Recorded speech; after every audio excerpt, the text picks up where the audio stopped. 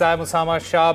As far as the latest is concerned with respect to the situation in Nepal, things are crawling back to normal slowly. But breaking news now coming in at the top of this hour. There is a tense situation outside the president's residence.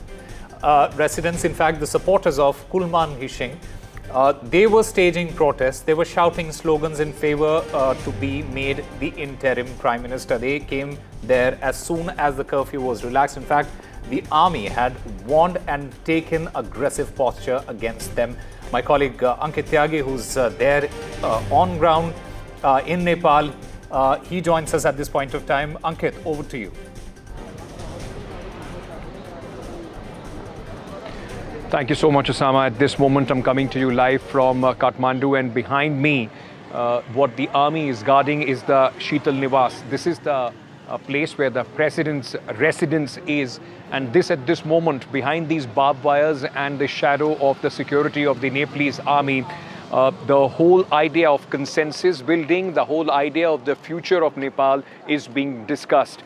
It's been many hours that we have seen high-profile convoys going in and coming out, but the consensus still eludes as far as the Gen Z-led protest is concerned. Remember, it just took 36 hours for this entire protest led by the young people of Nepal, right from the school children to college goers, young unemployed youth, all of them, years of frustration led to absolute scorching protests which melted away and torched this building as well, which at this moment still is the epicenter of the conversation which is going on the way forward for Nepal. 36 hours to bring a government down, but it has been almost 2.5 days where the discussions are on about what shape will the next steps be. And one of the critical problems is the non-unity, or at least no consensus among the various leaders and their supporters. Just a short while back, there were supporters of Kulman Hishing, those who were here protesting as soon as the curfew was relaxed, asking him to be given a prominent place, or him to be made one of the prominent faces in whatever resolution or the way forward for Nepal is. Remember, the Gen Z has been quite impatient, and now, with longer the president takes to come to any sort of consensus, their patience is being tested because time is running out. Take a look at what happened right outside this very place just a few moments ago.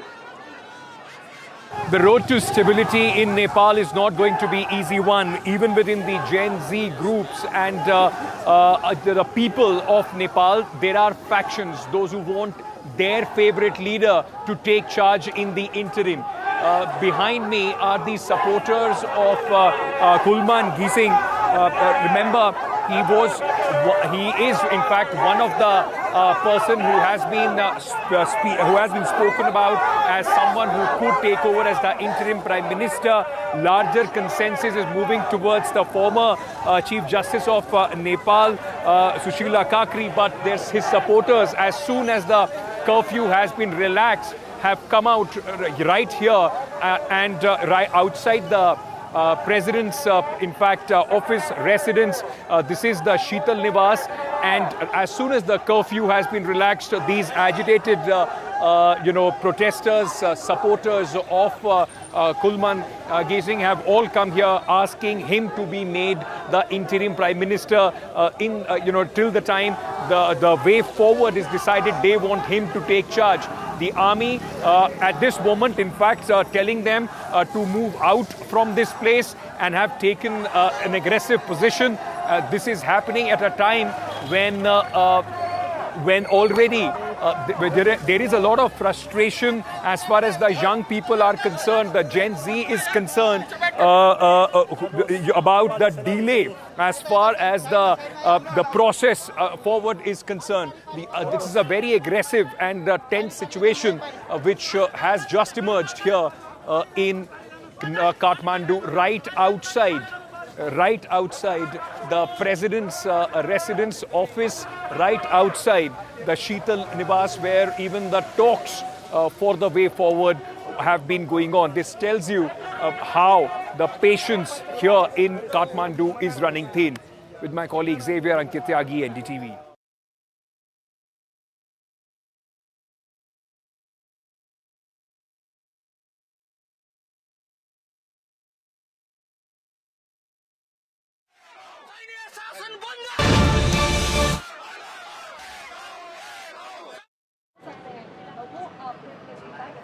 All right, some important breaking news coming in at this moment on the broadcast.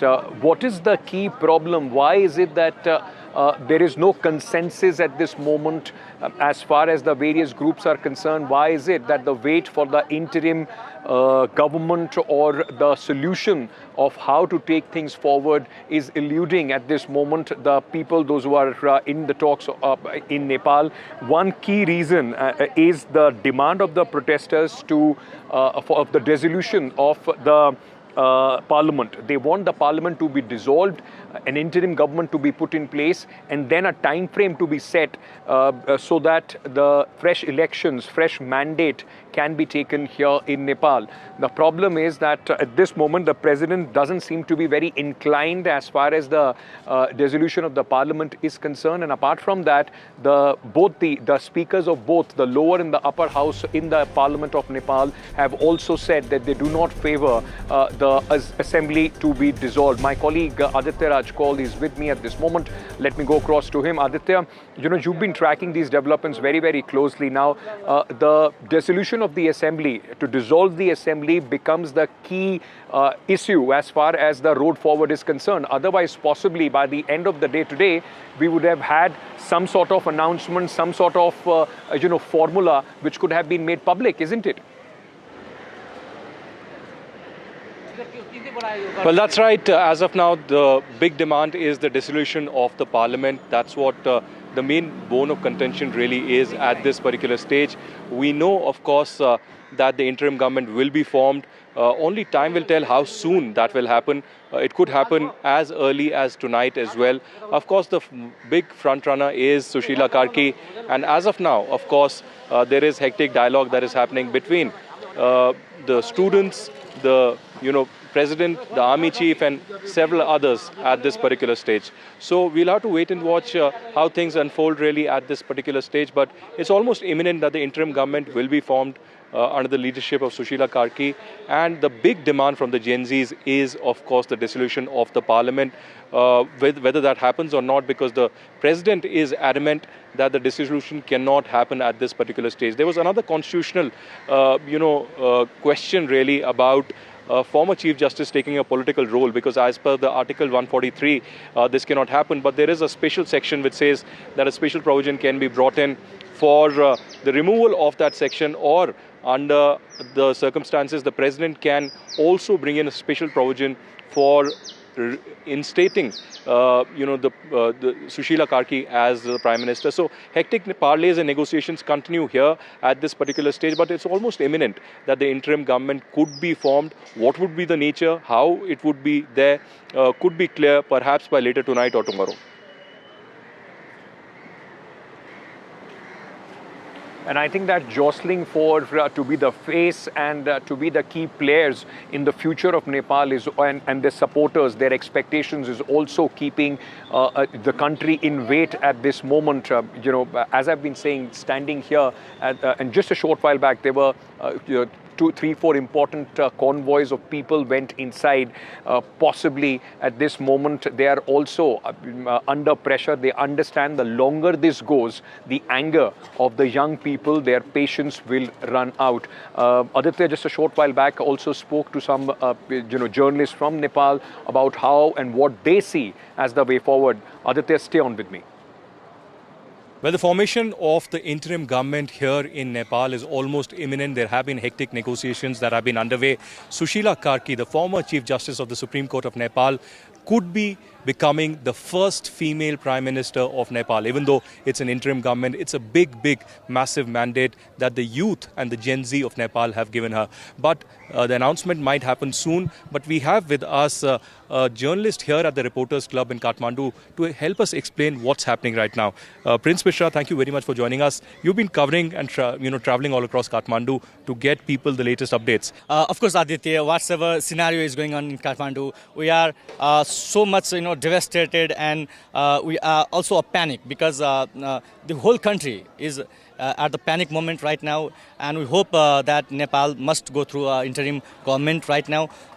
Especially you have taken a name like Susila Karki and Balen Saha. Yeah, Balen Saha is supporting Susila Karki, and we hope, we wish, let's see, by today, might be President will appoint her as a first Lady Prime Minister of Nepal. Susila Karki might be going to be first Lady Prime Minister of Nepal. Constitution has failed, and these parties are trying to set a trap on us by saying Constitution should be alive and this Constitution should back up. But the Constitution doesn't has any provision to do direct election till now.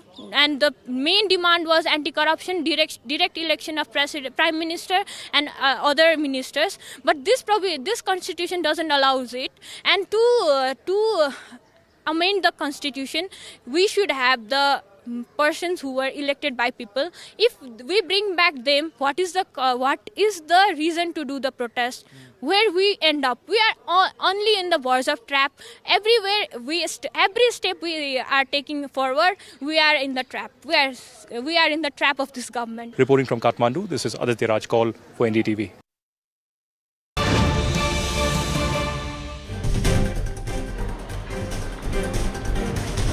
Right, so these were some of the voices of people, those who are keeping a close tab on the developments here. The efforts are on to build consensus, but one very important aspect that cannot be forgotten is what happened on September 9th and before that. Now the police have officially confirmed that the death toll in this phase, or the phase of instability and the revolution, as I've always been saying, revolution is written in the blood of the young.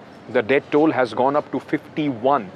51 people have died. This also includes civilians. It also includes policemen, and also more than 36 young people, those who were taking part in this protest against the government, their frustration against successive governments and corruption. When the police fired on these young protesters, that has angered a lot of people as well. Remember, this also includes one Indian national, a woman who had come with her husband. We will tell her, get you more details about that in just a short while from now. But Aditya, this is going to be, will of course be one of the bloodiest chapters in the history of Nepal. And this possibly, as I was yesterday and you also witnessed the families today, you spoke to them as well, their demand is nothing else but justice for those who have been killed in the police action and of course the protest thereafter. Well, that's right. We are breaking this sad detail that the final number of those who died in this entire process of protesting and the youth uprising in the last 5 days has now risen to 51. This includes 50 Nepali citizens.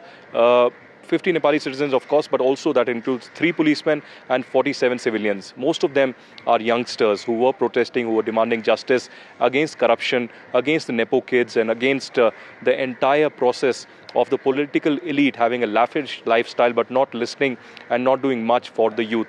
This entire death toll also includes one Indian national, unfortunately, who was visiting here and was in one of the hotels that were attacked and unfortunately got burn injuries and lost her life. So as of now, of course, it's an unfortunate number, but the families of those who have died here in Nepal are also demanding justice. They're saying that government jobs should be provided to the next of kin and there should be some financial assistance. And finally, there needs to be justice that needs to be given out to them. What will be the formula of justice? What will be the interim government's first priorities remains to be seen, because remember, this entire protest has been on the plank of anti-corruption. So will they open cases of corruption against top politicians of Nepal? Will they immediately have a time-bound investigation for the killings that happened, to really chart out who really was responsible for the brutal massacre of the Nepali citizens who were protesting